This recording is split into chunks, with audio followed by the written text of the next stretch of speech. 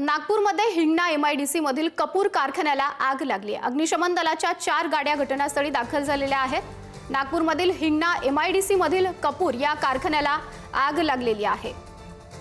आगीच्या स्थानी आता अग्निशमन दलाच्या 4 गाड्या या दाखल झालेल्या आहेत। आगीचे कारण हे मात्र समजू शकलेलं नाही। घटनास्थळी सध्या अग्निशमन दल पोहोचलेला आहे। अग्निशमन दलाकडून आगीवर नियंत्रण मिळवलं जाईल। एमआयडीसी परिसरामधील कपूर या कारखान्याला आग लागल्याची घटना घडली आहे। सध्या अग्निशमन दलाच्या 4 गाड्या या घटनास्थळी पोहोचलेल्या आहेत। या आग नेमकी कशामुळे लागली याचं कारण अद्यापही समजू शकलेलं नाही। मात्र सध्या अग्निशमन दल हे घटनास्थळी पोहोचलेलं आहे आणि त्या ठिकाणी पोहोचून आता आगीवरती नियंत्रण मिळवण्याचे अग्निशमन दलाकडून प्रयत्न केले जातील।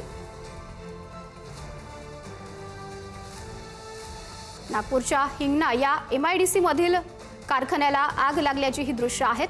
कपूर या कारखान्याला आग लागलेली आहे। अधिक जाणून घेऊयात, प्रतिनिधी जितेंद्र शिंगाडे आपल्याशी जोडले गेलेले आहेत। जितेंद्र, आता सध्या अग्निशमन दलाच्या गाड्या त्या ठिकाणी आपल्याला पोहोचल्याचं पाहायला मिळत आहे। सध्या काय स्थिती आहे?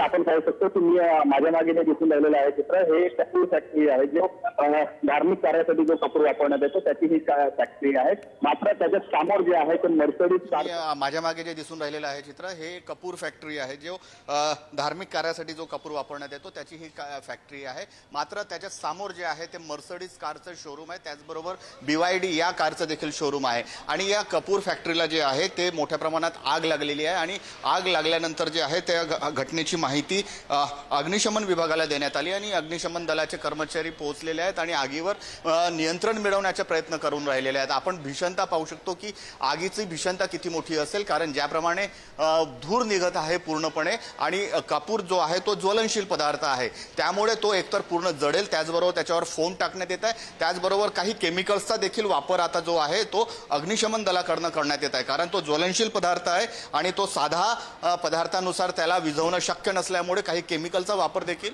अग्निशमन विभागाकडे तर्फे करण्यात येते। आतापर्यंत 4 ते 5 गाड्या इथे पोहोचलेल्या आहेत आणि आगीवर जे आहे ते नियंत्रण मिळवण्याचे पुरेपूर प्रयत्न अग्निशमन विभाग करत आहे। महत्त्वाचं म्हणजे याच्या समोरच महागड्या कारचं शोरूम आहे। एकच कॉमन भिंत आहे आणि त्या कॉमन भिंतीच्या पाठीमागे जे आहे ती ही कंपनी आहे। हा कारखाना आहे आगीचा, कपूरचा हा कारखाना आहे आणि त्यानंतर जे आहे ते इथे आगीवर नियंत्रण मिळवण्याचा प्रयत्न सुरू आहे। दादा, काय सांगाल, कुठली कंपनी आणि कशा प्रकारे आगीवर नियंत्रण मिळवतोय आपण? सर अभी थोड़ा सा मेरे काम करने दीजिए ना सर प्लीज। तर हे अग्निशमन विभागाचे कर्मचारी आहेत जे आपलं काम करण्यासाठी इथे आलेले आहेत आणि आगीवर जे आहे ते पूर्णपणे नियंत्रण मिळवण्याचे प्रयत्न करत आहेत। मात्र ज्वलनशील पदार्थ असल्याने आग आणखी वाढतच आहे, ज्वाळा भडकत आहेत मध्ये मध्ये, जेवढं विझवलं तेवढं, त्यामुळे जो स्टॉक आहे इथे तो पूर्णपणे जळेल आणि त्यानंतरच ही आग विझेल की काय अशी शक्यता वर्तवण्यात येत आहे। मात्र पुरेपूर जो प्रयत्न आहे तो अग्निशमन विभागातर्फे करण्यात येतोय। माधुरी, जितेंद्र, ही आग ज्यावेळी लागली त्यावेळी कारखान्यामध्ये कर्मचारी होते का? या आगीचं कारण समजू शकलंय का?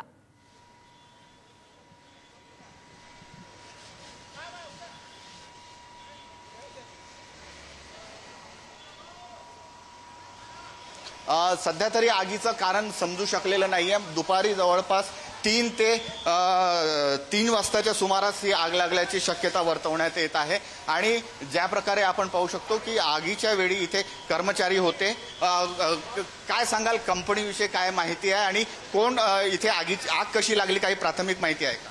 नाही, आज फॅक्टरी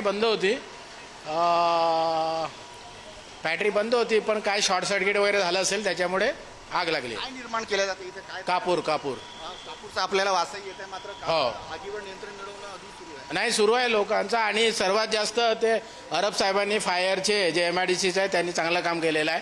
तिकडनं आम्ही जाऊन ते केमिकल वगैरे काढलं आणि केमिकल काढून ते पहिले अलग केलं, सिलेंडर अलग केले आणि त्याच्यामुळे थोडं आहे, बरी आहे आता, बरीच म्हणजे जवळपास 60% विझलेली आहे।